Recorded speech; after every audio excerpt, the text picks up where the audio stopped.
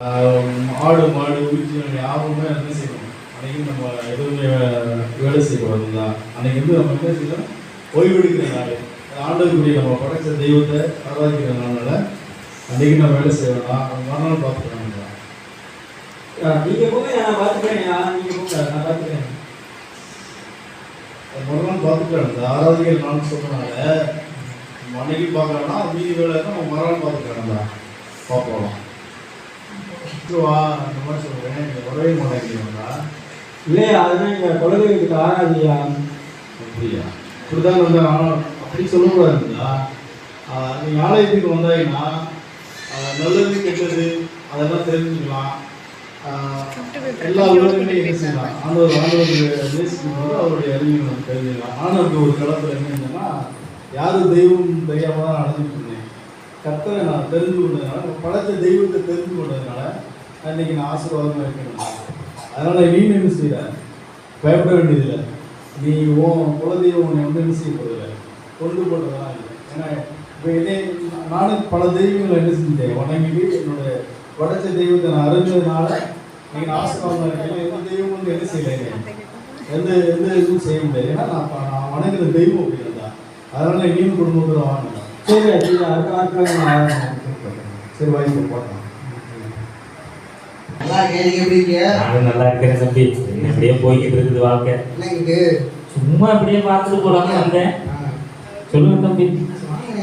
மாலை பண்ணையா இருக்குல்ல, ஆமா. இப்படி வளர்ந்துருக்காரு ஆளு. ஐயே, அது வேற ஒண்ணும் இல்லை தம்பி. அவங்க அம்மா கொஞ்சம் வளர்த்தி, அவங்க அப்பாவும் கொஞ்சம் வளர்த்தி, ஆள் பார்த்தியா நல்ல வளர்த்தியா இருக்காப்புல. அதனால வேற ஒண்ணும் இல்லை. அப்படியாங்க? இது என்னையோட இருக்காரு. அதை கேட்கறாங்க, எப்படி பணக்காரா இருக்காரு, வாழ்க்கையில வளர்ந்துருக்காருன்னு கேட்கிறேன். ஓ, அப்படி கேட்கிறியா? அப்படி கேட்கறத விவரமா கேட்கணும், வேற ஒண்ணும் இல்ல. அந்த மனுஷன் நல்ல கோயிலுக்கு ஒன்று போறாரு தம்பி. அந்த கோயிலுக்கு போறதுனால மனுஷன் எல்லாரையும் மதிக்கிறாப்புல, எல்லார்ட்டையும் பண்பா பேசுறாப்புல. அதுல வந்து அவருக்கு இங்கிட்ட ஆசீர்வாதம் பொட்டு இருக்கு தம்பி. பணக்காரனாலே ஒரு மாதிரி குமுறா அப்படிலாம் இருப்பாரு. நல்லா இனிமையா இருக்காரு ஆளு.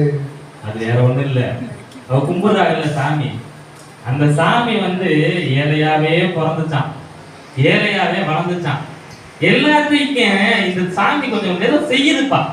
அந்த சாமியை வச்சு இந்த நல்லா இருக்கிறாப்புல. வேற நல்லா இதுவே காரணம் நினைக்கிறேன். ஏழையாவே பிறந்தாலும் சரி, கோயிலுக்கு போறாங்களாம் ஆளு ஏழைமலையா பார்க்க பரிதாபங்களா இருக்காங்க. ஆனா இவர் மட்டும் ஆளு நல்லா இருக்காரு. அதை கேட்கல. நீ வேணா பாரு, எல்லாருமே ஏழைதான். ஆனா பாரு, முகம் வந்து பிரகாசமா இருக்கும் பாரு. அந்த சாமி ஏதோ உள்ள பண்ணுது தம்பி. அந்த சாமி இருக்குது பாரு, அது ஏதோ பண்ணுது.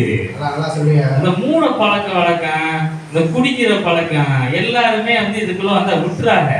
இந்த இதெல்லாம் வந்து விடுறதுனால அந்த சாமி உள்ள நல்லா வச்சு கொடுக்குது தம்பி. அம்மா உங்களுக்கு எப்படி இதெல்லாம் நிறைய தெரியுது? இதெல்லாம் அட ஒண்ணும் இல்ல, தெரியாதனமா 2 டைம் கோயிலுக்கு போயிட்டு வந்தேன். தெரியாம போயிட்டு வந்ததுல பாரு, அதுல அந்த சாமி கொஞ்சம் நம்மளுக்கும் புத்தியை கொடுத்து போச்சு. அதுல பாரு, அந்த கோயில் தர ஜனங்கள் எல்லாம் பாத்தீங்கன்னா நல்ல சாமி கும்பிடுறாங்க. உண்மையான தெய்வம் இதுதான் சொல்றாங்க தம்பி. உண்மையான தெய்வம் இதுதான் சொல்லி போடுறாங்க. அப்புறம் அப்படியே போய்கிட்டே இருக்கையில கொஞ்சம் தூரம் அப்படியே போறாங்க. போய்விட்டு ஆமா அந்த சாமிக்கு கொஞ்சம் ஏதோ பண்றாங்கப்பா. அந்த சாமி நல்ல தெய்வம், வணங்குறதுல நல்ல உயிரை கொடுத்து வணங்குறாங்க. அந்த சாமி நிறைய அள்ளி கொடுக்குது. நானும் போகலாம்னு இருக்கிறேன். நான் அப்படியே போகும்போது உன்னை கூப்பிடுறேன், வர்றியா? கண்டிப்பா கூப்பிடுங்க, நானும் வரேன். நீ கண்டிப்பா வர்ற. அடுத்த டைம் வந்து அந்த சாமி கும்பிடுறது போற, நம்மளும் அந்த சாமி என்னதான் பண்ணுன்னு பார்ப்போம். நம்மளும் கல்வி கொடுத்துதான் பார்க்கணும். நம்மளும் அடுத்த பண்ணையார் ஆகிறோம்.